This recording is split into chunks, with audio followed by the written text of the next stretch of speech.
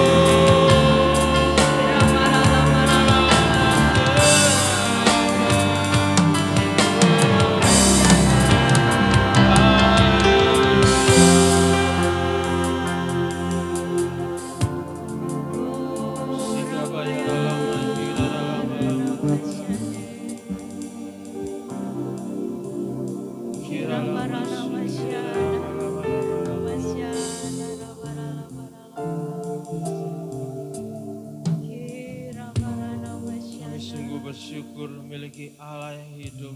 Ya Tuhan. Engkau mati bagi kami. Engkau mencurahkan darahmu bagi kami Tuhan. Terima kasih. Dan pada hari ini Engkau bangkit. Yes.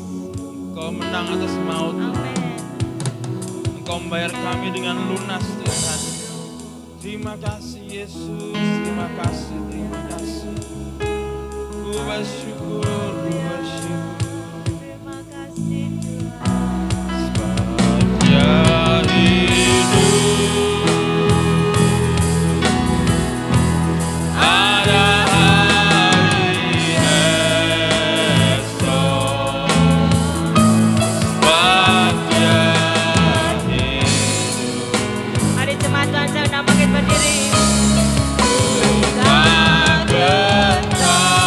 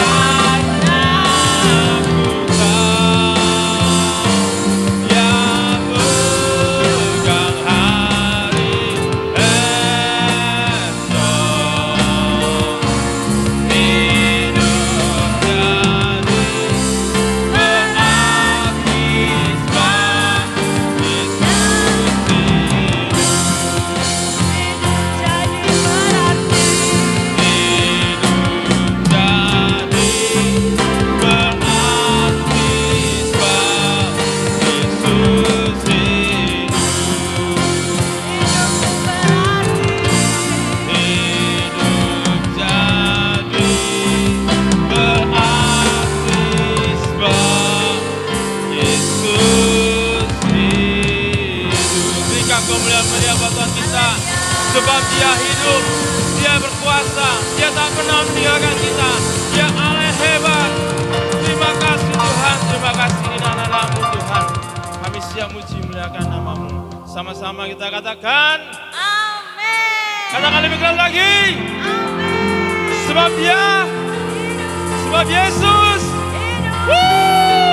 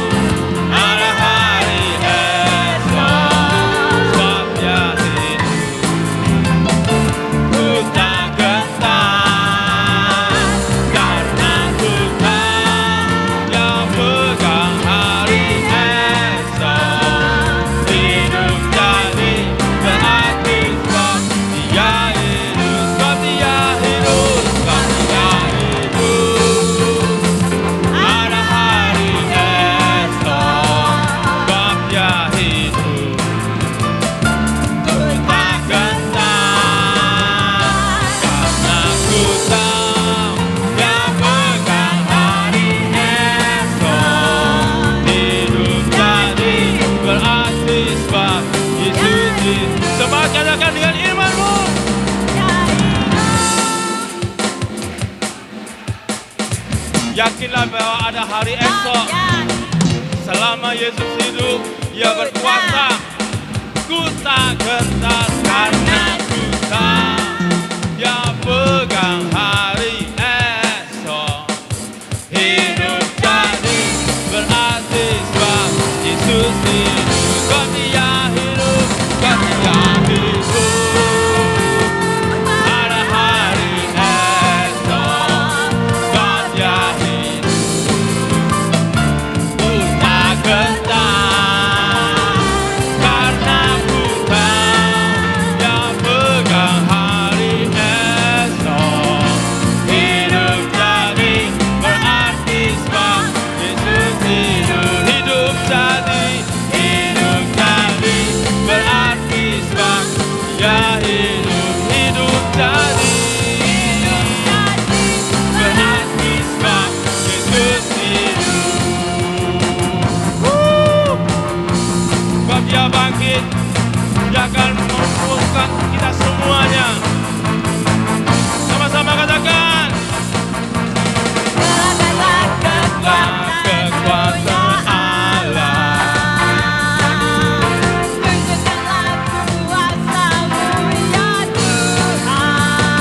Serahkan musuhmu, selamatkanlah umatku. Allah dahsyat di tempat kudusnya.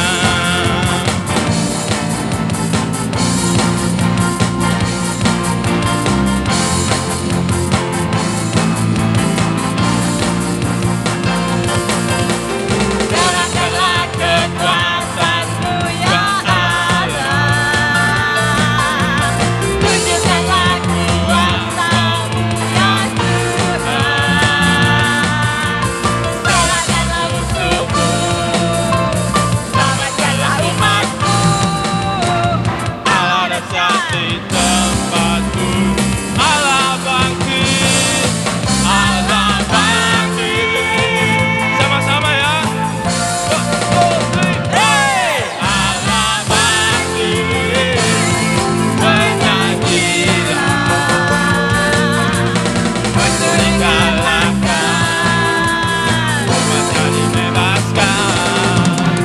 Allah dahsyat di tempat kudus. Allah bangkit, bersorak sama-sama. Allah bangkit, bernyanyilah, dikalahkan, umatnya dibebaskan. Allah dahsyat di tempat kudusnya. Saudara, saudara semua udah yakin sudah dibebaskan? Sungguh? Tapi gak ada wajah-wajah yang sudah dibebaskan, saudara. Ya serukan 3 kali ya. Haleluya, haleluya, haleluya. Amin. Yang keras dengan sekuat tenaga, dengan sekencang-kencangnya. 1, 2, 3. Haleluya, haleluya, haleluya. Allah bangkit, bersorak. Yang keras. Allah bangkit, bernyanyilah, musuh dikalahkan, umatnya dibebaskan. Allah dahsyat. Sekali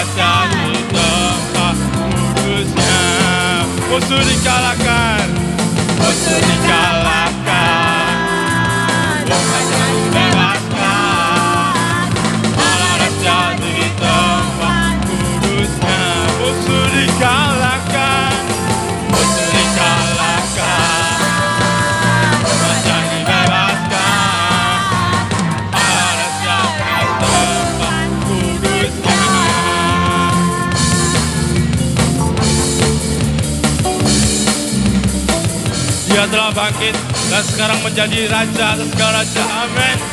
Yang lain tinggikan. Haleluya, haleluya.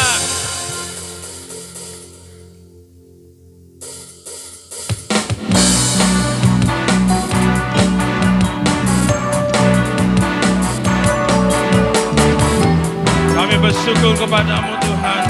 Kau telah bangkit, kau telah menang, dan kau menjadi raja atas kami Tuhan. Oh, ini anak-anakmu Tuhan. Kami naikkan ucapan syukur kepadamu.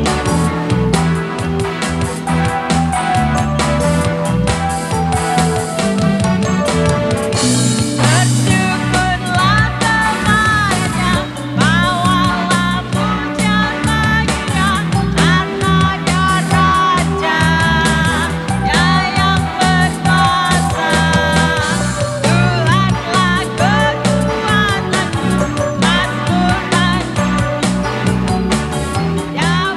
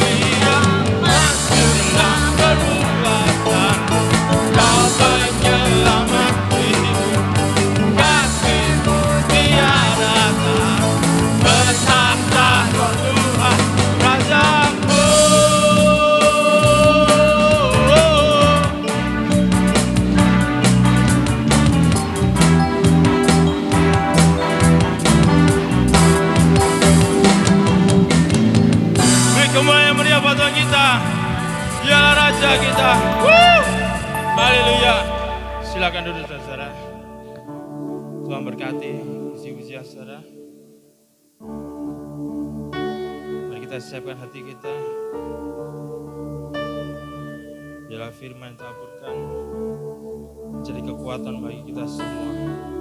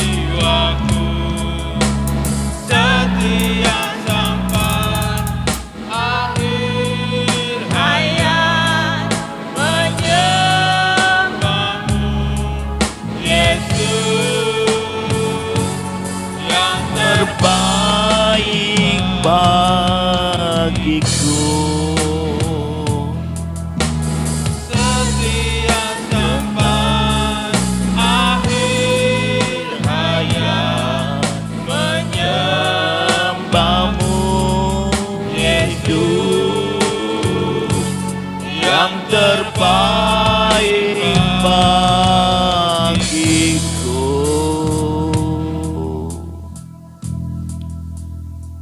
Terima kasih Tuhan. Kami sungguh bersyukur mempunyai Allah yang hebat seperti Engkau. Engkaulah sesembahan dan junjungan di dalam roh, jiwa, dan hidup kami. Engkaulah yang kami sembah, Engkaulah yang kami andalkan. Karena kami sadar Tuhan, di luar nama Yesus yang dahsyat itu, tidak ada nama lain yang dapat mengambil bagian di dalam kehidupan kami. Engkaulah Tuhan yang hidup. Engkau Tuhan yang telah bangkit dari antara yang mati. Engkau hidup bertahta di dalam kerajaan Allah. Yang selalu memantau dan memanage dan menyertai, memberkati dan menolong setiap kehidupan anak-anak-Mu dan gerejamu Tuhan. Terima kasih Bapa. Terima kasih untuk waktu yang indah saat pagi ini Tuhan. Kami boleh datang memuji Engkau. Kami boleh datang menyembah, mengagungkan nama-Mu yang luar biasa itu. Terima kasih Bapa untuk waktu yang baik. Sebentar kalau kami boleh duduk diam di kaki-Mu Tuhan. Berfirmanlah. Berbicaralah, jamah setiap roh, jiwa, dan hati kami, dan hidup kami. Dengan anugerah-Mu, dengan firman-Mu, yang memberikan kekuatan, yang memberikan sukacita, yang memberikan kemenangan yang kekal. Terima kasih Tuhan. Sekali lagi, kami mau duduk diam di kaki-Mu Tuhan. Terima kasih ya Bapak. Berkati setiap jemaat-Mu. Tidak ada satu pribadi pun yang Engkau lewati Tuhan. Engkau jamah semua anak-anak-Mu. Yang hadir maupun yang online di Roma. Engkau jamah mereka. Engkau urapi mereka. Engkau berkati mereka. Engkau bekali mereka dengan kuasa kebangkitan-Mu Tuhan. Terima kasih Tuhan. Segala puji dan syukur, hormat, kemuliaan bagi nama-Mu. Juga hamba serahkan mulut ini untuk menyampaikan isi hati-Mu Tuhan. Tidak yang lain Tuhan. Di dalam nama Tuhan dan Juru Selamat kami Yesus. Kami mengucap syukur, kami berdoa. Yang percaya diberkati, katakan. Beri kemuliaan yang meriah untuk Tuhan. Tuhan memberkati. Silakan duduk. Terima kasih Bapak Ibu, saya ikut senang karena Bapak Ibu memiliki hati untuk Tuhan.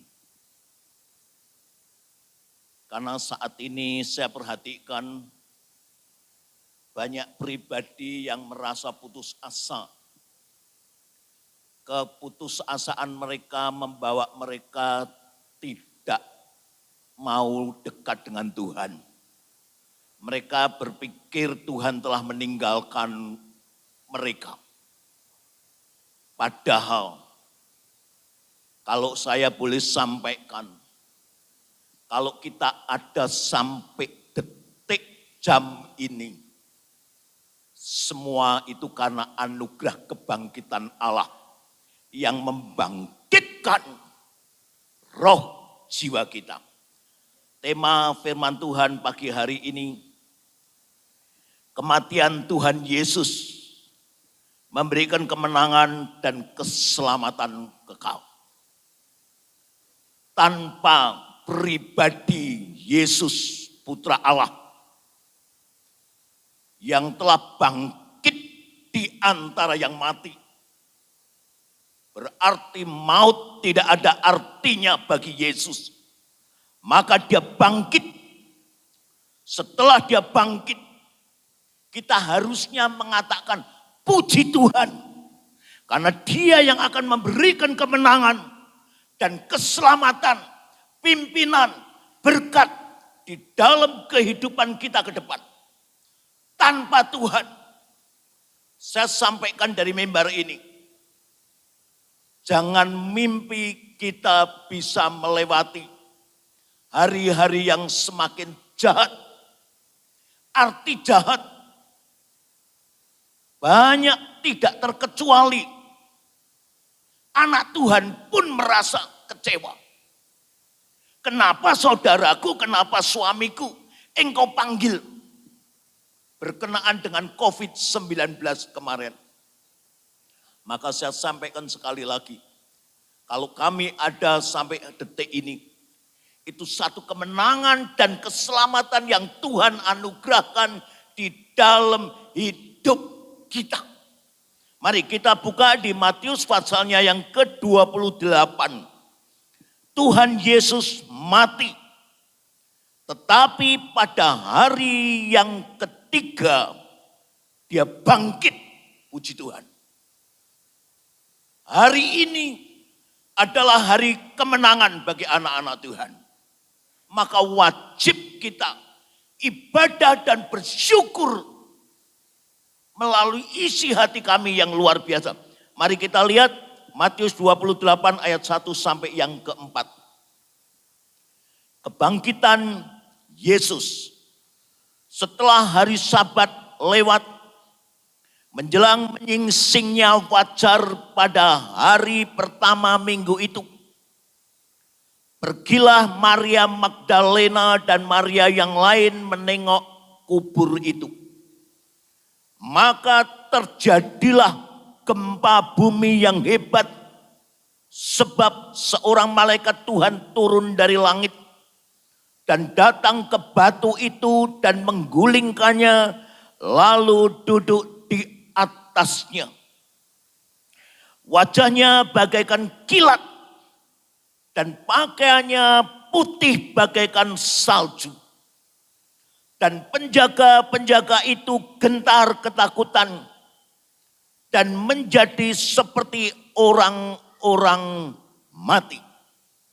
Kenapa ayat yang keempat dikatakan penjaga-penjaga itu gentar, ketakutan, dan menjadi seperti orang-orang mati? Karena mereka tidak mengenal siapa Yesus yang bangkit. Karena di dalam hatinya tidak ada nama Yesus. Karena di dalam hatinya tidak ada kuasa Roh Allah. Sehingga pada saat mereka melihat sesuatu yang dahsyat, kebangkitan Tuhan pun disertai. Saya kalau membaca ayat kedua itu saya memuji Tuhan. Kebangkitannya tidak begitu hanya senyap semata. Tetapi kebangkitannya menyatakan bahwa yang bangkit ini bukan pribadi yang sembarangan. Maka terjadi gempa bumi yang dahsyat. Karena bumi merasa gentar. Karena bumi merasa tidak ada artinya. Di saat malaikat Tuhan yang diutus oleh Allah untuk menggulingkan dua tempat di mana Yesus dibaringkan. Itu terjadi satu gempa yang dahsyat. Menggambarkan yang hadir menggulingkan batu itu dahsyat. Terlebih lagi yang bangkit adalah dahsyat. Beri kemuliaan yang meriah untuk Tuhan.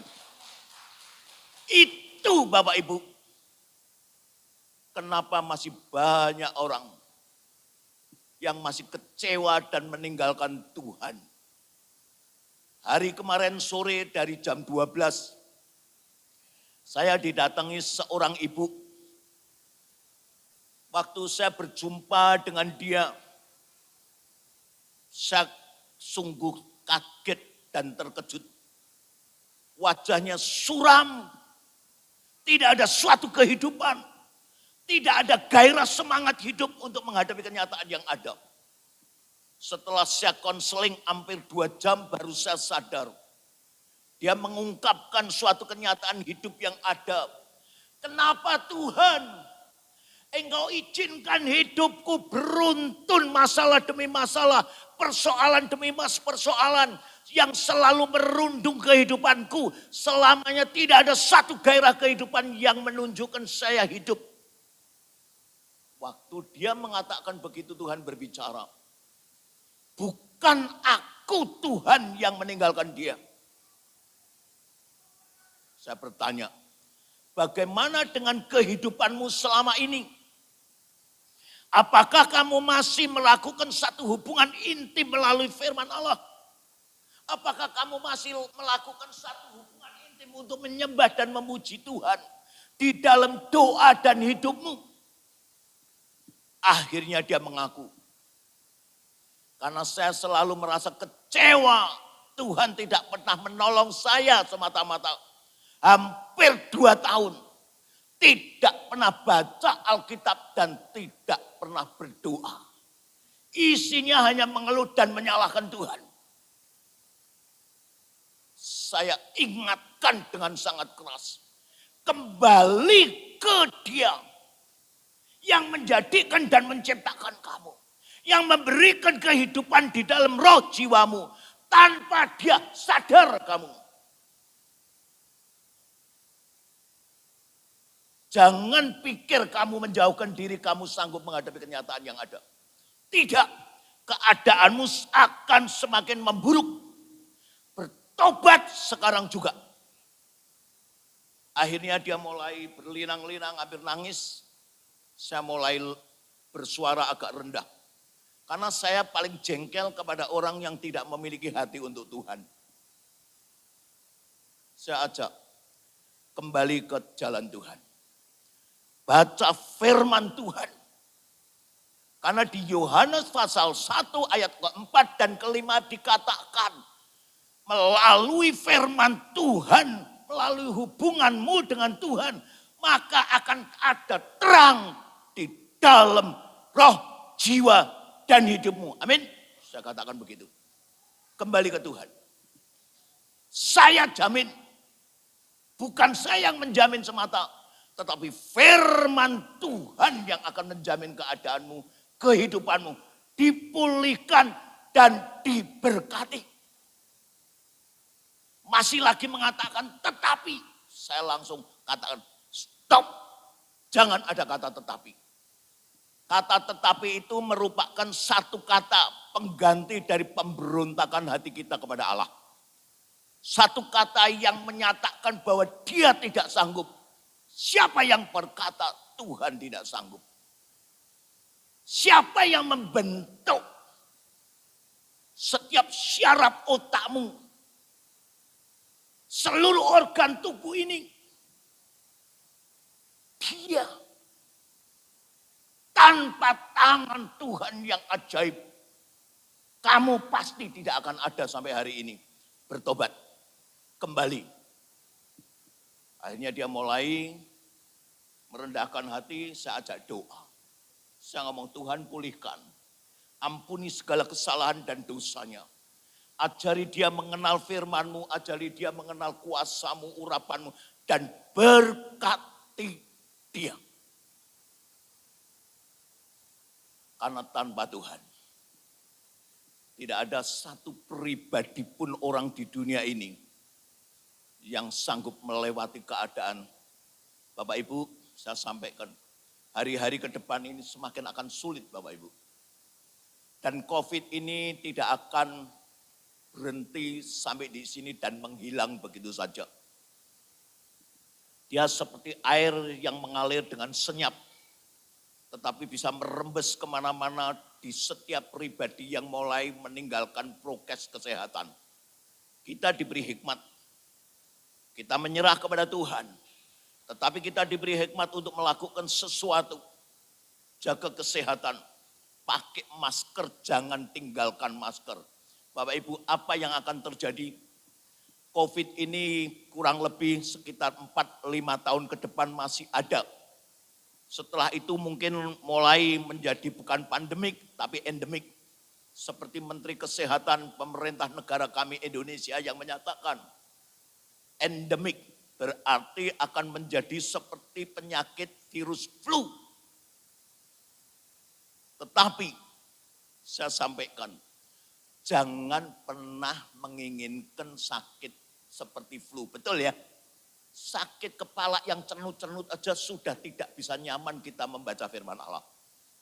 Apalagi kalau harus menghadapi sakit endemik dari sisa yang katanya COVID-19 itu.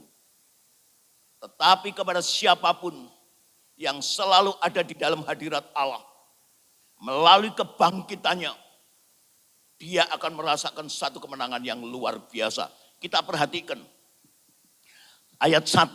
Setelah hari Sabat lewat, menjelang menyingsingnya fajar pada hari pertama minggu itu, pergilah Maria Magdalena dan Maria yang lain menengok kubur itu.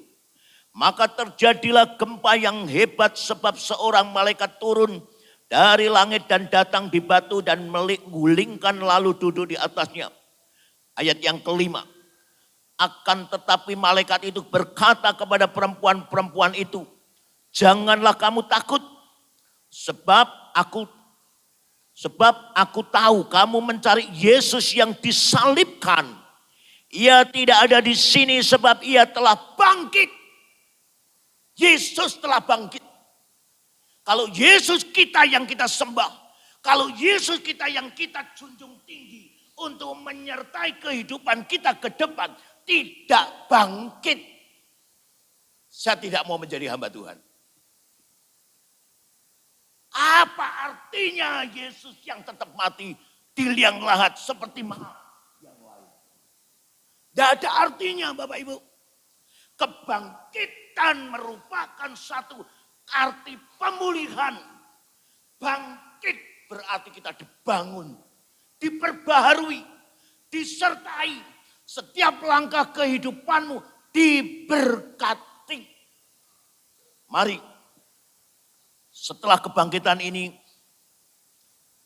saya akan ajak semua melihat sesuatu yang luar biasa. Ada 4 bagian yang akan saya bahas kepada jemaat di tempat ini. Bagian yang pertama, kebangkitannya memberikan sukacita, kemenangan dan hidup kekal, dan berkat. Bukan semata-mata kita menanti berkat, tapi anugerahnya. Mari kita lihat di Lukas pasalnya 24.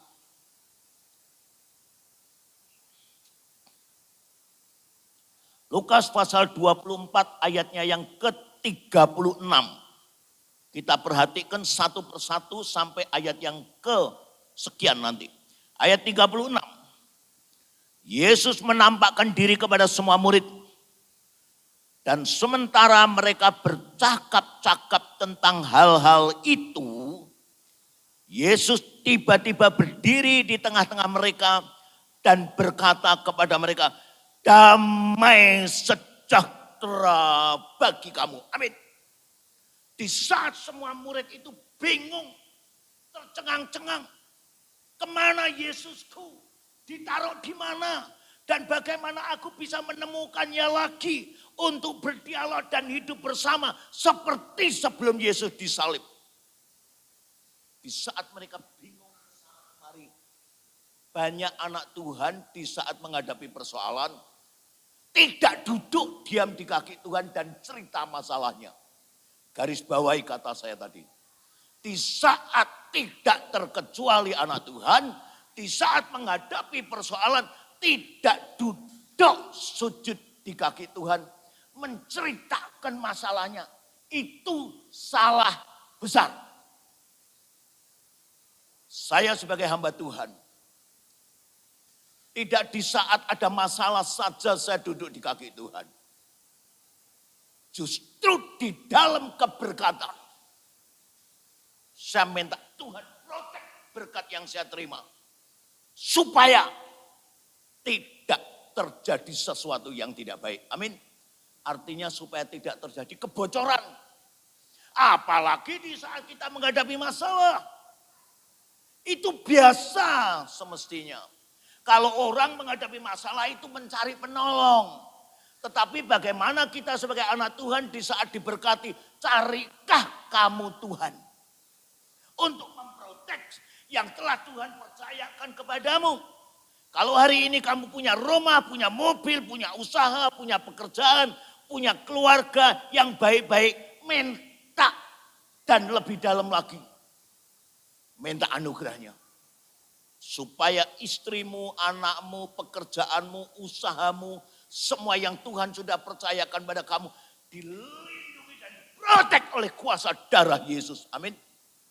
Justru jangan di saat kamu mencari ada masalah aja. Sekarang saya balik mengajarkan kepada jemaat ini. Di saat kalian diberkati, sujud menyembah minta diproteksi.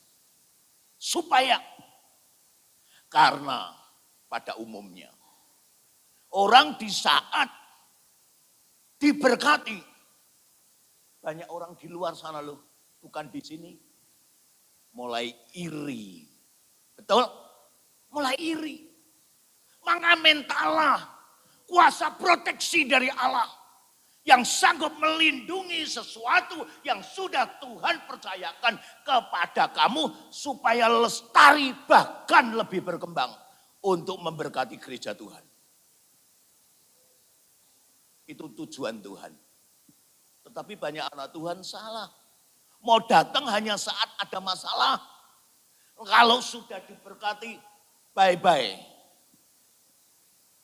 Maka di saat murid sedang bingung menghadapi persoalan masalah hilangnya Tuhan Yesus, dibawa kemana, ditaruh di mana, bagaimana saya bisa ketemu.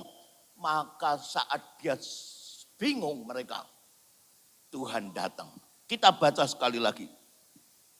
Dan sementara mereka bercakap-cakap tentang hal itu, Yesus tiba-tiba berdiri di tengah-tengah mereka dan berkata kepada mereka, damai sejahtera bagi kamu. Kenapa Yesus selalu menghampiri anak-anaknya di saat dalam keadaan galau dan bingung? Karena dia tidak mau anak-anaknya terhilang. Di kitab Yohanes ada satu perikop yang berkata, ya Bapak, aku datang kepadamu, lindungi dan jaga dan pelihara semua umat orang percaya yang percaya kepada namaku Yesus yang sudah engkau percayakan kepadaku, lindungi mereka. Ini komitmen Tuhan. Maka di saat murid-muridnya dalam keadaan bingung, Tuhan tidak membiarkan jemaat ini. Tuhan lawat dan dia berkata, damai sejahtera bagi kalian semua. Amin. Oh, kita ini mempunyai Tuhan yang sangat peduli. Kita ini mempunyai Tuhan yang sangat luar biasa. Yang tidak masa bodoh. Pada umumnya, seseorang yang sudah berhasil, dia sudah lupa dengan kanan kirinya. Dulu siapa yang sudah ikut berbakti, menolong dan menopang dia berhasil, itu dilupakan. Tetapi satu hal yang luar biasa dari kitab Injil Yohanes tadi yang saya sampaikan. Saat ini Yesus duduk di sebelah kanan Allah Bapa. Dia sudah mengalahkan maut. Dia layak berkenan dari Bapaknya. Duduk di sebelah kanannya. Dia tidak pernah membiarkan kita untuk menjadi yatim piatu. Betul? Dia utus. Dia utus penolong itu. Supaya jemaat ini jangan bingung. Supaya jemaat ini tidak seperti domba yang tidak ada gembalanya. Dia tidak menginginkan itu. Bagian yang kedua ayat yang ke-37. Mereka terkejut dan takut dan menyangka bahwa mereka melihat hantu. Kenapa ayat 37 ini ditulis? Saya sampai ngomong, kenapa kok ditulis? Ayat ini sungguh memalukan.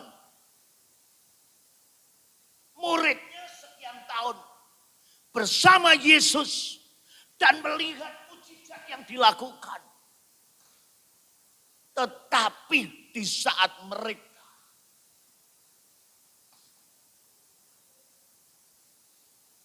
ketemu dengan Yesus yang dikira sudah mati dan tidak bangkit lagi, yang hadir saat itu dikira hantu.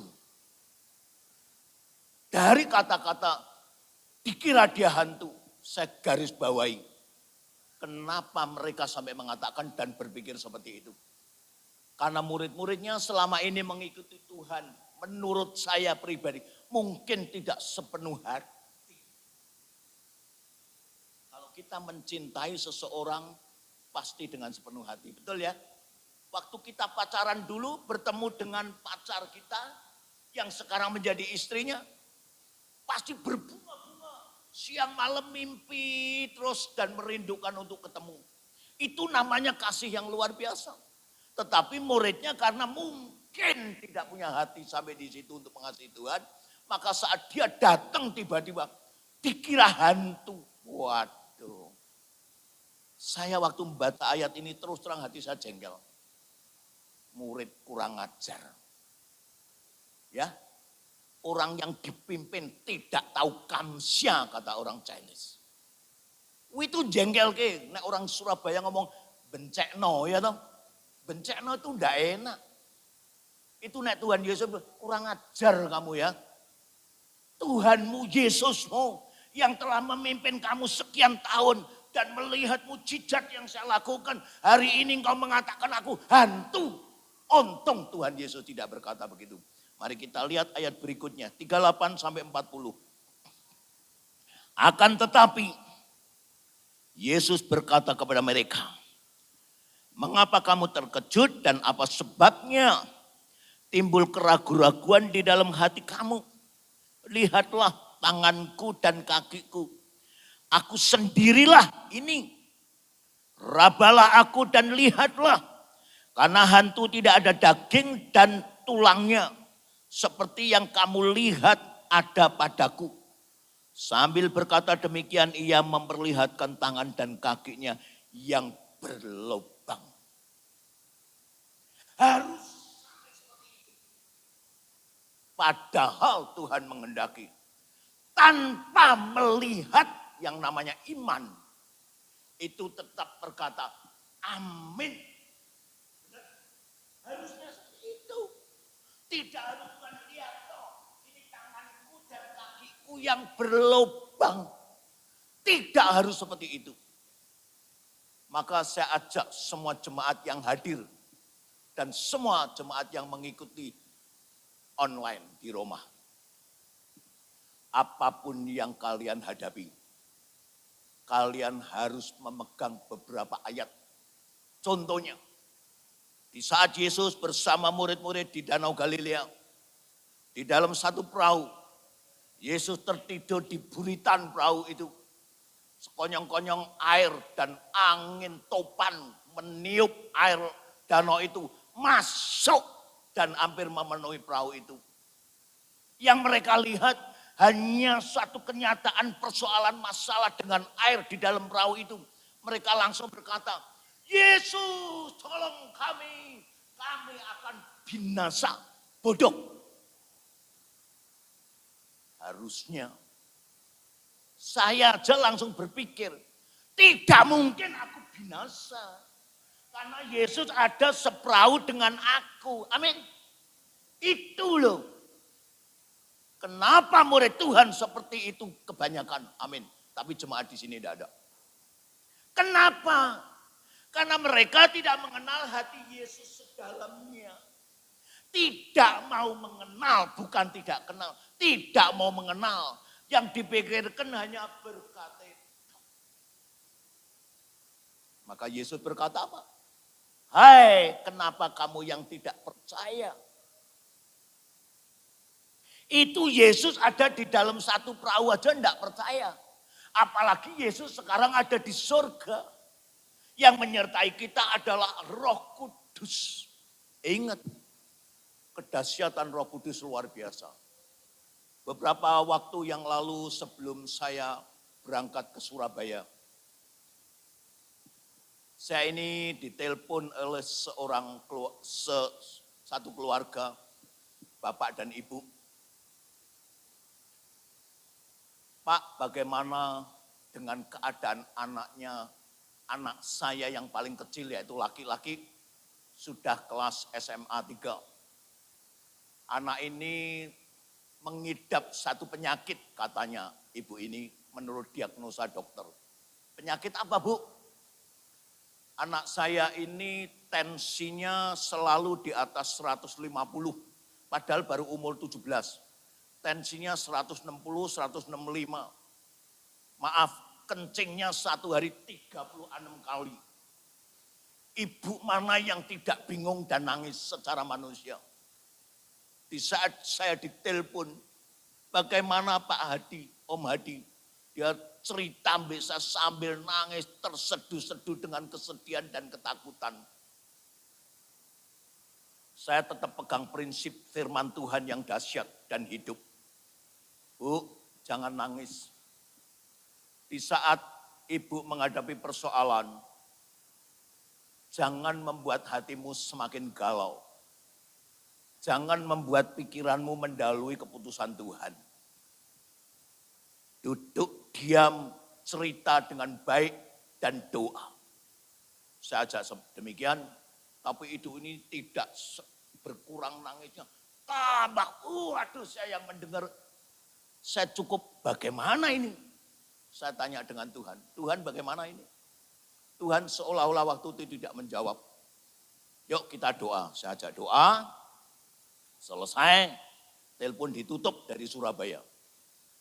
Malamnya, karena saya bawa doa. Malamnya jam 2 malam. Saya diajak omong-omong, kaget saya. Hambaku, sampaikan satu kehendak yang aku mau untuk anak Jonathan. Ya Tuhan, saya sadar, saya diajak omong. Saya duduk di tempat tidur, saya dengar apa yang Tuhan ngomong. Bapak Ibu tahu, kalau kalian sungguh-sungguh di dalam Tuhan, persoalan masalah besar kecil itu urusannya dia, bukan urusan kita. Kita ini hanya menjadi objeknya untuk kemuliaan namanya, betul ya? Waktu itu, saya duduk diam, saya dengar apa yang disampaikan. Tidak masuk akal. Tuhan cuma berkata demikian, sampaikan pada ibu anak Jonathan. Anak ini suruh minum seledri. Ledri itu loh, daun ledri. Yang untuk bakso atau soto. Daun ledri diapain Tuhan? Diciong pakai air panas. Sama suruh makan timun. Terus bagaimana caranya? Ledrinya diciong pakai air panas di satu gelas. 5 batang, batangnya bawah dibuang. Batang tengah ke atas sama daunnya diciong pakai air panas.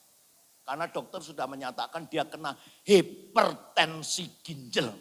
Ini penyakit baru. Tuhan cuma ngomong, ledri diciong pakai air panas. Suruh minum pagi dan sore. Siangnya, suruh makan ketimun yang muda, yang kecil-kecil tanggung itu. Bapak Ibu, apa yang terjadi kalau Tuhan berbicara? Bagi dia tidak ada yang mustahil. Bagi dia tidak pernah salah, amin. Besoknya saya ditelepon oleh ibu. Bukan telepon melalui telepon dengan nangis lagi. Puji Tuhan Om Hadi. Duh, ada apa Bu? Kok mendadak berubah? Iya Pak. Kemarin waktu Om Hadi ngomong, langsung saya belikan anak saya ledri dan timun, dia makan. Hari pagi tadi, tensinya normal 120. Dan kencingnya sudah turun hampir separuh lebih. Yang 36 cuma tinggal 18-20-an. Oh puji Tuhan Pak. Lah gitu loh. Saya sampaikan. Apapun persoalan masalah kita. Dia tetap Allahmu yang bangkit dan telah mengalahkan maut. Loh maut aja dikalahkan kok. Apalagi penyakit. Tubuh kita di dalam kendali tangan Tuhan. Kalau kita minta Tuhan alirkan darahmu di dalam darahku. Dan darahmu berdaulat dengan darahku. Maka aku percaya seluruh organ tubuh ini menjadi pulih. Amin. Buktinya waktu saya menerima itu. Saya ngomong terima kasih Tuhan. Langsung saya telepon paginya. Saya beritahu. Bagi Tuhan tidak ada yang tidak bisa. Padahal dokter pertama sudah menyatakan, ya Bu, anakmu ini mengalami ginjal hipertensi yang akan merubah situasi seluruh tubuh anak ini. Akhirnya dikonsulkan oleh dokter lain. Setelah dia minum, Besoknya dia datang ke dokter yang untuk mengkonsul anak itu. Dokternya ngomong, loh ada apa anak ini dibawa sini Pak? Ibu, bapaknya sama ibunya tidak. Ada apa anak ini dibawa kemari? Ginjal anak ini normal. Beri kemuliaan untuk Tuhan. Itu Tuhan. Jangan bingung. Jangan dipikir yang bisa ngomong be Tuhan itu hanya hamba Tuhan. Dek. Kalian semua bisa diajak omong oleh Tuhan. Amin. Karena sebelum saya waktu itu menjadi hamba Tuhan, Tuhan banyak bicara sama saya juga. Akhirnya saya menerima mujizat kesembuhan ginjal. Karena saya menurut semua perintah dan kehendaknya yang saya terima. Mulai hari ini, saya ajak semua jemaat. Seperti Tuhan tadi katakan, damai sejahtera ada kepada semua anak-anakku dan jemaat ini. Amin. Ayat berikutnya. Ayat 45 dan 46. Lalu ia yaitu Yesus membuka pikiran mereka. Sehingga mereka mengerti kitab suci. Katanya kepada mereka. Ada tertulis demikian. Mesias harus menderita dan bangkit dari antara orang mati. Pada hari ketiga dia akan bangkit. Tanpa bapaknya izinkan Tuhan Yesus menderita. Tanpa bapaknya izinkan Tuhan Yesus mati di tiang lahat. Tidak akan kita melihat kebangkitan.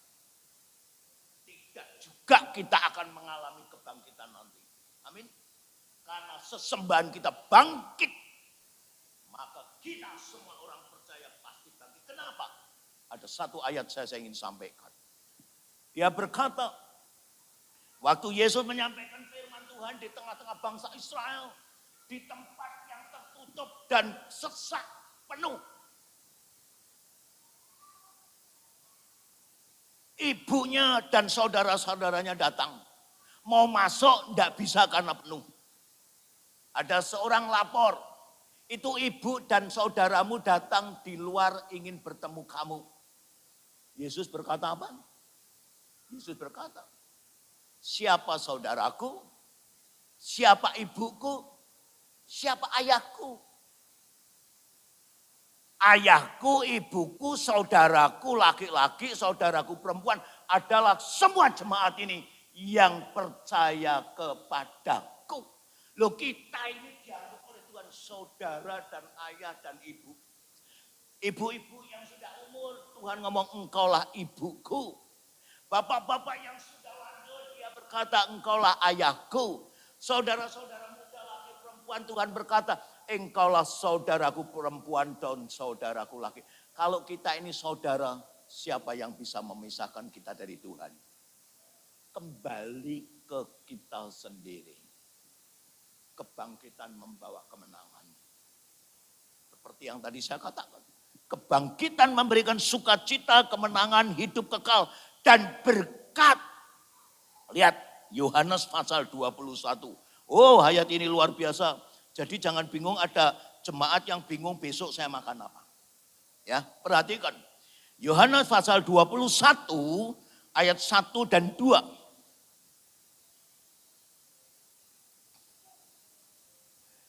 Yohanes pasal 21 ayat 1 dan 2. Kemudian Yesus menampakkan diri lagi kepada murid-muridnya di pantai Danau Tiberias dan ia menampakkan diri sebagai berikut. Di pantai itu berkumpul Simon Petrus, Thomas yang disebut Didimus, Natanael dan dari Kana yang di Galilea. Anak-anak Zebedius dan dua orang muridnya yang lain. Ayat yang ke-5 dan 6 perhatikan Bapak Ibu. Ayat ke-5 dan ke-6. Kebangkitan membawa berkat. Ayat ke-5. Kata Yesus kepada mereka, yaitu kepada murid-muridnya. Hai anak-anak, adakah kamu mempunyai lauk pauk? Jawab tanya Yesus. Jawab murid-muridnya, tidak ada. Nol. Tidak ada. Di sini tidak dikatakan ada sedikit, enggak. Tidak ada. Kalau sudah ngomong tidak ada berarti enggak ada yang bisa dimakan. Betul ya? Tetapi Tuhan kita yang bangkit tidak akan pernah membiarkan anak-anaknya yang saat ini katanya kehilangan kerjaan dan lain sebagainya. Tetap diperhatikan ayat 6. Maka kata Yesus kepada mereka, tebarkanlah jalamu di sebelah kanan perahu. Maka kamu akan peroleh. Lalu mereka menebarkan. Kata lalu mereka menebarkan ini harus digarisbawahi. Lalu mereka menebarkannya dan mereka tidak dapat menariknya lagi karena banyaknya ikan. Tidak, jaring itu dikatakan ada ikannya. Enggak, jaring itu tidak bisa ditarik lagi. Kenapa? Karena banyaknya ikan. Berarti Tuhan Yesus selalu memberkati kita tidak hanya dengan cukup, tapi lebih dan luber. Supaya luberan ini kita bagikan ke semua anak-anak Tuhan dan orang-orang yang kekurangan. Amin. Tuhan mau jemaat dan anak-anaknya diberkati lebih dari cukup. Supaya pekerjaan Tuhan dan gereja Tuhan di tempat ini tetap berjalan dan nama Tuhan dimuliakan. Amin. Maka nek sudah diberkati ojo lali, ojo bencekno, ya. Itu Tuhan mau.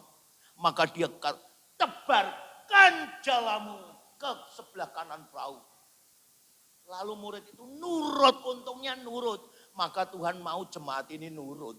Kalau nurut ada berkat. Jalan ditebar, ditarik enggak bisa. Kenapa? Penuh.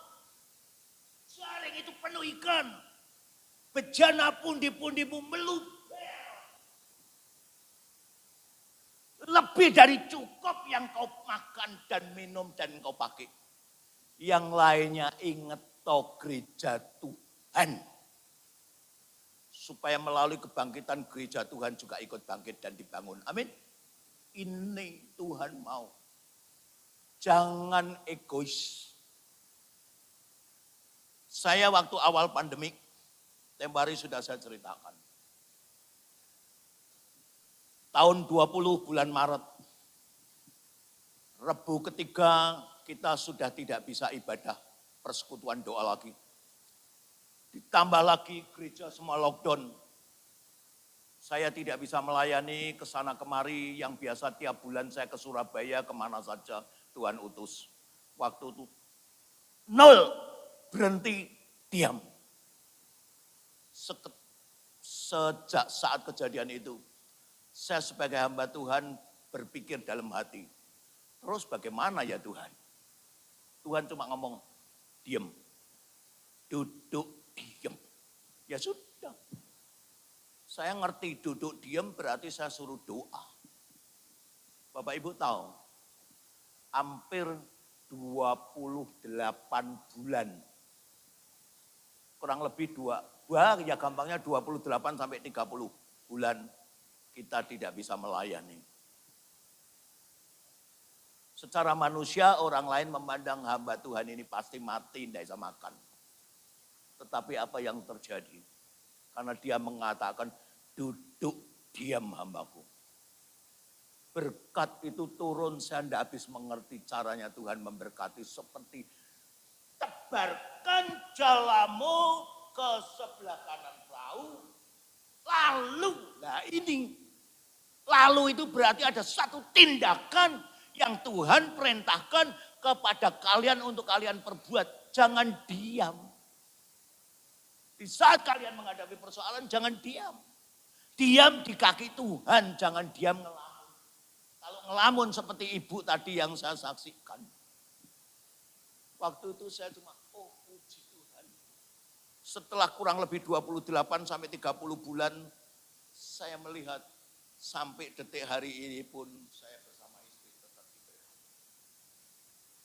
Bapak Ibu, ingat. Dia tidak pernah menghapus namamu di buku tangannya. Namamu ada di telapak tangan Yesus yang berlubang. tangan yang bangkit dari yang maut. Itu membawa suatu kehidupan dan kemenangan. Jangan pernah diam ngelamun. Ya, berkat akan terus turun jikalau kita tetap duduk diam di kaki Tuhan. Karena kebangkitannya Tuhan mau rasakan oleh jemaat ini. Tidak dia tak yang merasakan bangkit. Tapi Tuhan mau jemaat dibangkitkan, dipulihkan, diberkati. Beri kemuliaan untuk Tuhan. Itu yang Tuhan mau Bapak Ibu. Ayat berikutnya. Yohanes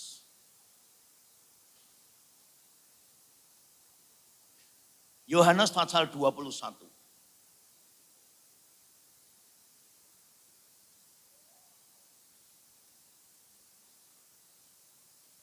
Kebangkitan Tuhan Yesus juga memberi perintah pada kita anak-anaknya untuk melakukan sesuatu bagi keselamatan banyak jiwa. Perhatikan Yohanes 21 ayat 15. Sesudah sarapan, Yesus berkata kepada Simon Petrus, Simon anak Yohanes, apakah engkau mengasihi aku lebih daripada mereka ini? Jawab Petrus kepada Yesus, benar Tuhan, engkau tahu bahwa aku mengasihi engkau. Kata Yesus kepadanya, gembalakanlah dombaku. Ayat 16. Kata Yesus pula kepadanya untuk kedua kalinya, Simon anak Yohanes, apakah engkau mengasihi aku? Jawab Petrus kepada Yesus, benar Tuhan, engkau tahu bahwa aku mengasihi engkau. Kata Yesus kepadanya, gembalakanlah domba-dombaku. Ayat yang ke-17a. Kata Yesus kepadanya untuk ketiga kalinya, Simon anak Yohanes, apakah engkau mengasihi aku? Maka sedih hati Petrus karena Yesus berkata untuk ketiga kalinya. Saat ini Tuhan bertanya kepada kita semua, termasuk kepada saya. Hai jemaat, gereja Allah baik, jemaat pemulihan. Apakah ada di hatimu untuk mengasihi aku? Jawab, ya. Jangan diam. Karena Tuhan bertanya. Kalau dia tanya, kalau dia berbicara kepada kita, ada satu tujuan yang Tuhan ingin tahu. Sampai di mana hati kita. Waktu saya disembuhkan dari ginjal. Karena waktu saya sakit, saya pernah bernasar. Kalau engkau sembuhkan aku Tuhan, aku akan menyerahkan seluruh hidup saya 100% kepadamu untuk melayani engkau. Begitu Agustus tanggal 20 saya sembuh mujizat. 1 Oktober saya mulai melayani dia sampai hari ini. Apa yang terjadi? Tuhan melihat dan memperhatikan apa yang dilakukan. Maka sampai hari ini saya diberkati dan dilindungi. Dan jemaat ini yang terus mengasihi Tuhan dan mau mengasihi Tuhan dan taat akan segala perintahnya, kalian akan diberkati sampai kita semua menghadap tahta kerajaan Allah. Amin. Itu janji Tuhan. Jadi jangan sampai Tuhan bertanya berulang kali.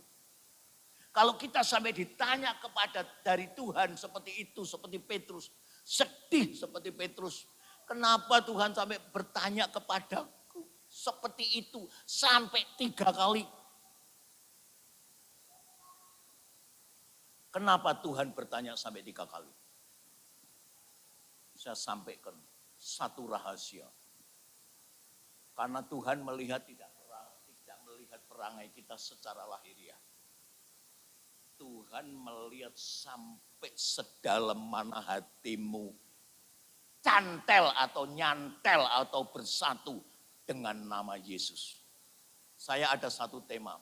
Kalau hati kita ada kepada Tuhan, maka Tuhan selalu ada di dalam hidup kita. Amin. Itu loh Bapak Ibu yang Tuhan mau. Kalau kita seperti itu, percaya. Seluruh kehidupan kita akan menjadi semuanya luar biasa. Matius 28.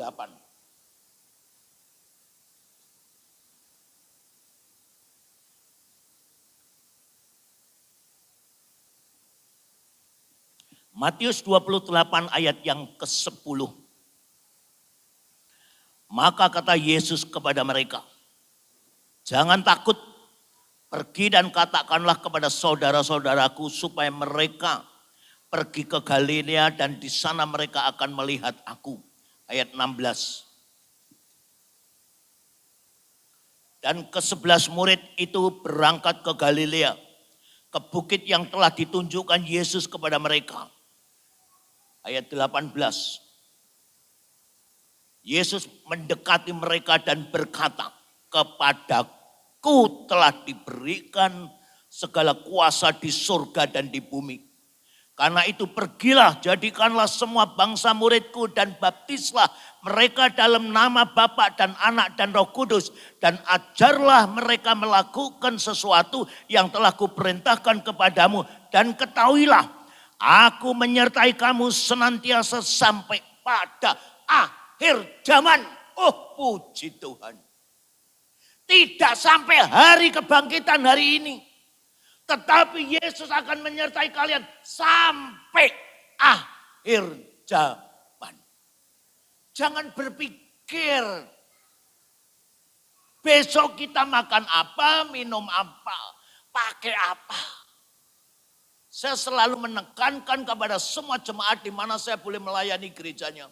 Jangan kita ini mendahului pikiran Tuhan. Pikiran kita ini terbatas. Pikiran Tuhan itu bisa melihat ke sana. Buktinya, saya katakan beberapa ayat. Waktu Yesus sebelum menghadapi kematian, yaitu yang hari jemaat kemarin kita peringati, hari Jumat Agung. Yesus perintahkan pada murid-muridnya, ayo nanti malam kita makan bersama. Yaitu perjamuan Paskah atau perjamuan terakhir Yesus bersama murid-muridnya. Dia mengutus murid-muridnya, pergilah cari tempat itu. Muridnya bertanya, harus kemana Tuhan Yesus? Perhatikan, Tuhan Yesus berkata pada murid-muridnya, masuklah ke suatu kota, di saat engkau bertemu dengan seorang perempuan yang membawa air, ikuti dia masuk ke rumahnya dan bertanya, di mana guruku bersama murid-muridnya akan pesta malam nanti. Orang itu akan menjawab, di atas lantai 2 sudah siap, tempatnya besar. Murid hanya melakukan karena nurut ya. Nurut tapi tidak ngerti apa yang akan terjadi. Perhatikan ayat berikutnya. Di saat mereka masuk ke dalam satu kota, mereka melihat sesuatu yang terjadi dengan kata-kata yang diucapkan itu. Padahal kejadian malam itu belum tahu apa yang akan terjadi. Tetapi karena pewahyuan nama Yesus, masuk ke dalam kota, engkau akan bertemu dengan seorang perempuan yang membawa air, ikuti dia masuk ke rumahnya, maka kamu akan ditunjukkan tempatnya. Terbukti kata-kata itu. Dari kata-kata itu, Tuhan Yesus tahu apa yang akan terjadi ke depan. Apa yang akan terjadi malam itu? Semua yang diucapkan Tuhan ternyata, wah iya, terjadi dan tempatnya disiapkan. Demikian juga Tuhan tahu apa yang akan terjadi dengan hidupmu ke depan. Dia tahu kalian tidak pernah tidak bisa makan. Amin. Kalian tidak pernah tidak bisa minum. Kalian tidak pernah bisa membeli pakaian. Tetapi Tuhan berkata, orang dunia mencari. Aku pun menyertai anak-anakku supaya anak-anakku juga menikmati janjiku. Yaitu berkat yang berkesinambungan. Jadi mulai hari ini jangan bingung. Bingung tidak menyelesaikan persoalan Bapak Ibu. Khawatir itu justru merusak tubuh kita, terus timbul sakit penyakit. Tensinya naik, kolesterolnya naik, asam uratnya ngerasa kecekot-cekot dan lain sebagainya. Akhirnya dirujuk ke Karangmenjangan. Tidak enak. Nurut, tidak khawatir, dirujuk ke gereja Tuhan. memuji, menyembah, mendengarkan firman Allah. Amin. Itu yang Tuhan mau. Jangan kita ini menjadi orang yang dungu. Tidak punya hikmat dan pengertian dan akal budi dengan pimpinan roh Allah. Melalui kebangkitannya, kita harus tetap menang. Itu yang Tuhan mau. Bagian berikutnya. Di tengah-tengah kehidupan kita. Banyak domba berbulu serigala. Maka kita harus selalu waspada. Siapa mereka? Mari kita lihat Matius pasal 28.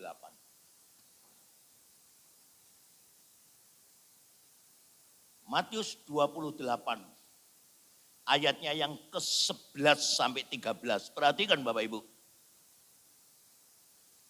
Ini domba-domba berbulu serigala ini. Ayat 11 sampai 13. Dusta Mahkamah Agung. Ketika mereka di tengah jalan, datanglah beberapa orang dari penjaga itu ke kota dan memberitahukan segala yang terjadi itu kepada imam-imam kepala. Dan sesudah berunding dengan tua-tua, mereka mengambil keputusan lalu memberikan sejumlah besar uang kepada serdadu-serdadu itu dan berkata, kamu harus mengatakan bahwa murid-muridnya datang malam-malam dan mencurinya ketika kamu sedang tidur. Oh, ini yang terjadi di sekitar sekeliling kita di mana kita hidup. Benar. Kita harus banyak doa untuk presiden kita, Bapak Presiden Jokowi. Dan banyak berdoa untuk negara dan bangsa kita supaya tidak terjadi chaos atau perpecahan. Karena domba-domba berbulu serigala ini berkeliaran di mana-mana yang mengadu domba. Jahat hati mereka. Kenapa hati mereka jahat? Saya cuma diberitahu oleh Tuhan. Karena hati mereka cuma iri. Dengki, benci. Maka mereka berkata yang tidak benar. Itu sebelum Yesus bangkit. Mengatakan bahwa jasadnya dicuri. Loh siapa yang mencuri? Lah ini loh. Kata yang tidak benar terumbar di mana-mana. Seperti kejadian 11 April kemarin di Jakarta. Jahat itu domba-domba itu. Domba-domba berbulu serigala. Otaknya kalau dibuka, boleh saya ngomong, hitam bukan putih, hitam otaknya. Karena penuh dengan kutuk dan ilah-ilah sesembahan yang jahat. Setelah Yesus bangkit, terjadi lagi domba-domba berbulu serigala. Mari kita lihat Matius 27. Ayat 62 sampai 68. Kubur Yesus dijaga. Keesokan harinya yaitu sesudah hari persiapan datanglah imam-imam kepala dan orang-orang Farisi bersama-sama menghadap Pilatus. Dan mereka berkata, Tuhan kami ingat bahwa si penyesat. Loh, juru selamat dikatakan penyesat. Si penyesat itu sewaktu hidupnya berkata, sesudah 3 hari aku akan bangkit, karena itu perintahkanlah untuk menjaga kubur itu sampai hari yang ketiga. Jikalau tidak, murid-muridnya mungkin datang untuk mencuri dia, lalu mengatakan kepada rakyat, ia telah bangkit dari antara orang mati, sehingga menyesatkan. Yang terakhir akan lebih buruk akibatnya daripada yang pertama. Itu domba-domba kurang ajar. Bapak Ibu tahu konsekuensi akibatnya.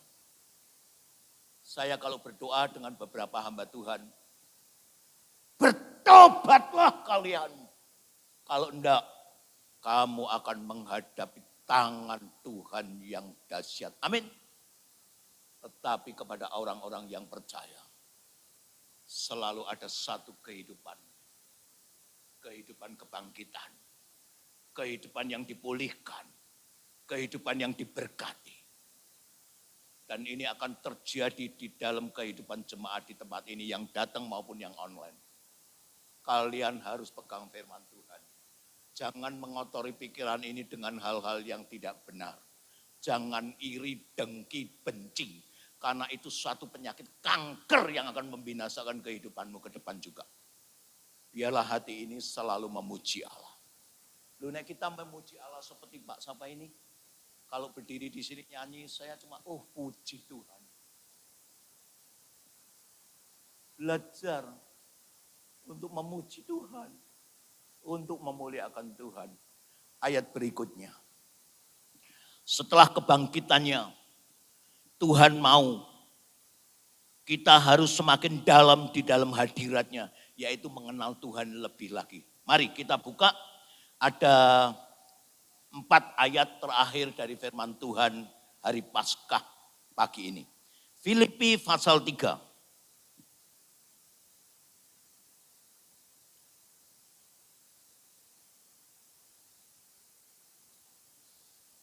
Filipi pasal 3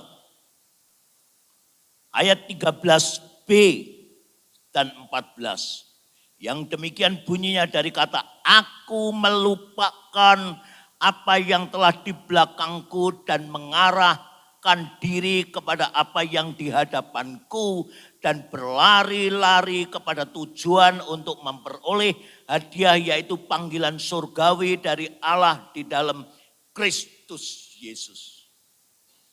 Jangan kita belajar menoleh ke belakang. Di belakang sana banyak hal-hal yang telah kita lewati. Yang tidak baik. Contohnya, waktu Lot bersama istri dan anak-anaknya di Sodom Gomora. Waktu Sodom Gomora akan dihanguskan dan dibakar habis. Malaikat utusan Allah datang kepada Lot. Hai Lot, seberapa banyak anggota keluargamu yang bersama dengan engkau malam ini? Ini. Cepat lari meninggalkan tempat ini. Karena tempat ini akan dihanguskan. Di saat Lot bersama anak-anaknya melarikan diri.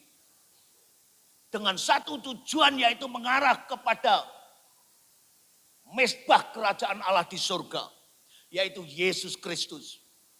Selamat. Tetapi apa yang terjadi dengan istri Lot? Dia tidak rela apa yang ada ditinggalkan. Dia begitu noleh menjadi satu tiang garam. Tiang garam merupakan satu tanda kehidupan yang gersang dan kering. Binasa. Maka Tuhan ngomong, jangan melupakan sesuatu, jangan mengingat sesuatu yang di belakang.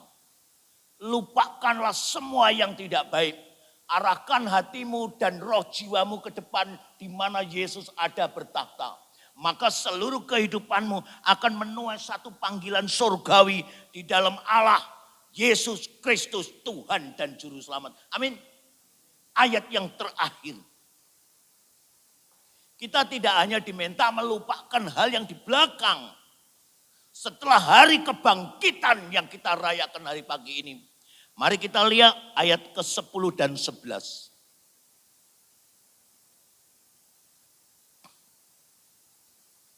Yang ku kehendaki ialah mengenal Dia yang kuasa kebangkitannya dan persekutuan dalam penderitaannya, di mana aku menjadi serupa dengan Dia di dalam kematiannya, supaya aku akhirnya beroleh kebangkitan dari antara orang mati. Oh, waktu saya membaca ayat ini, puji Tuhan. Tuhan menghendaki kita finish sampai di tujuan kepada berkat yang sudah disediakan. Mari kita nyanyikan sebuah lagu. Sebab Dia hidup. Lagu ini tadi waktu dinyanyikan, hati saya sungguh bergembira Bapak Ibu. Saya minta dengan hormat semua berdiri, nyanyikan lagu ini dengan penuh sukacita bahwa Dia hidup dan kebangkitannya akan membawa kita semua hidup di dalam berkat-Nya.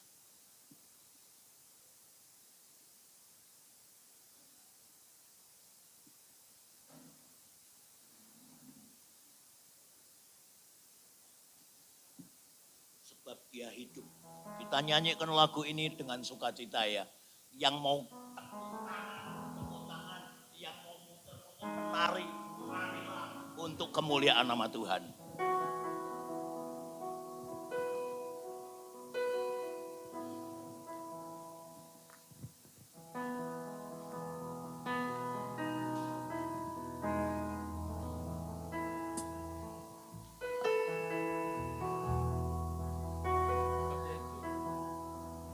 Anak Allah, Yesus namanya, menyembuhkan, menyucikan, bahkan mati, tebus dosaku, kubur kosong, membuktikan Yesus hidup. Sebab dia hidup, ada hari esok. Sebab dia hidup, ku tak gentar, karena ku tahu dia pegang hari esok. Hidup jadi berarti sebab Yesus hidup. Anak Allah, Yesus namanya, menyembuhkan, menyucikan, bahkan mati, tebus dosaku, kubur kosong, membuktikan dia hidup. Sebab dia hidup, ada hari esok. Sebab dia hidup, ku tak gentar, karena ku tahu dia pegang hari esok. Hidup jadi berarti sebab Yesus hidup. Hidup jadi sebab Yesus dia hidup. Hidup jadi berarti sebab Yesus hidup. Beri kemuliaan.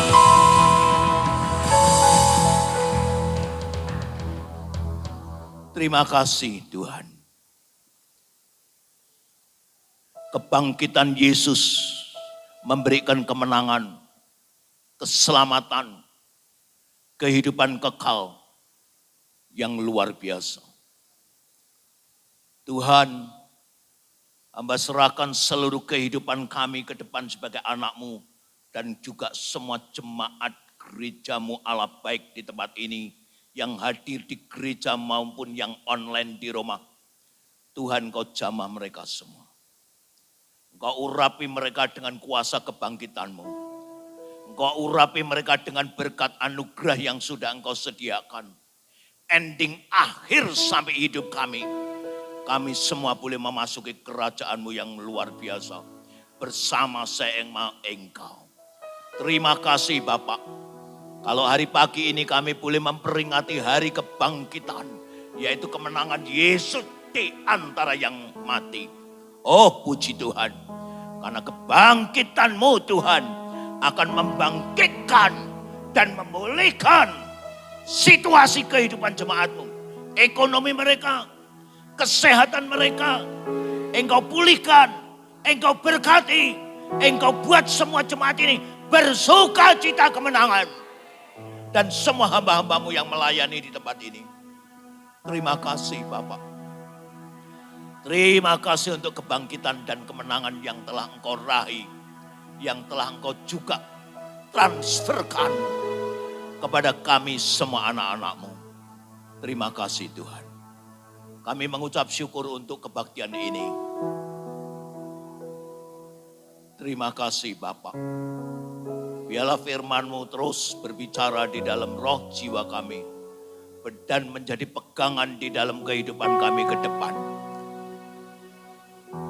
suara manusia berhenti. Biarlah Roh Kudus terus berbicara. Terima kasih ya Bapak. Sekali lagi hamba serahkan gerejamu di tempat ini, jemaatmu yang di gereja maupun yang online, dan semua gerejamu di seluruh muka bumi, khususnya Indonesia. Engkau berkati. Engkau berkati negara bangsa kami Indonesia. Tetap bangkit, membangun, dan berkemenangan, dan berjaya menjadi Indonesia yang diberkati dan maju. Menuju adil dan makmur bagi negara dan rakyat seluruh Indonesia. Terima kasih Bapak. Sekali lagi kami mengucap syukur. Dan kami tidak lupa kami mengembalikan semua kemuliaan hanya bagi nama-Mu Tuhan. Di dalam nama Yesus kami mengucap syukur, kami berdoa. Yang percaya diberkati katakan. Ini kemuliaan yang meriah untuk Tuhan. Tuhan memberkati. Saya serahkan Ibu Gembala.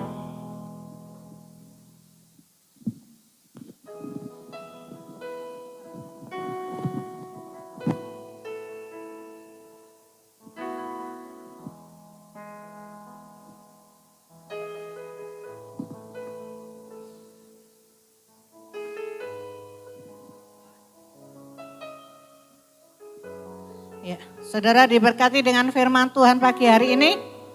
Puji Tuhan, puji Tuhan. Selamat Paskah Tuhan. Selamat kita memperingati kebangkitan Tuhan Yesus. Amin.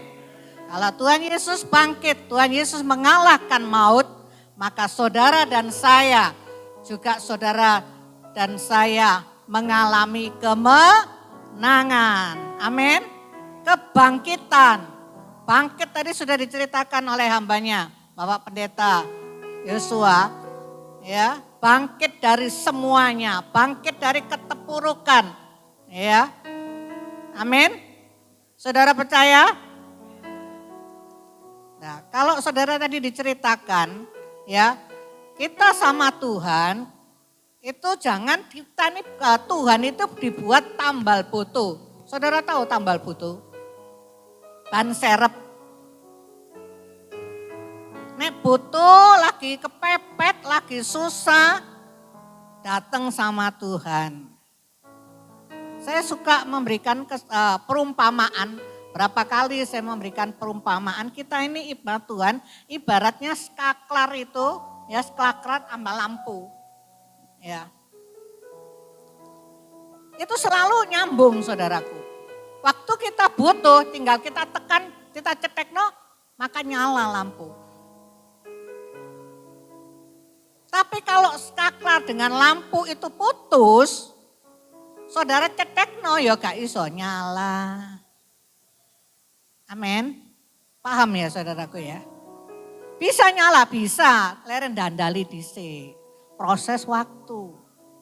Saudara paham ya, nangkep ya? Hendaklah kita sebagai anak-anak Tuhan, kita ini selalu terhubung dengan Tuhan. Ada hubungan intim dengan Tuhan, bersama dengan Tuhan. Mau baik keadaannya, mau enggak baik keadaannya, terus gandol bersama dengan Tuhan. Amin. Iya. Kalau beberapa minggu yang lalu saya memberikan renungan ya di grup. Kita sama Tuhan itu jangan cuma cari karyanya tok. Jangan cari mujizatnya tok. Jangan cari, oh Tuhan itu bisa memberi, oh Tuhan itu baik. Dengan saudara diizinkan dalam ujian. Tuhan mau lihat, kamu ini mau gak setia sih? Sekarang tak kasih. Apa yang menjadi permintaan? Atau apa yang menjadi kebutuhan saudara. Tuhan izinkan, tidak langsung dikasih. Tuhan itu mau menguji apakah kamu masih tetap setia mengiring Tuhan. Terus saudara katakan Tuhan itu enggak ada, Tuhan itu tidak adil, aku kecewa sama Tuhan, aku kepahitan sama Tuhan. Wow.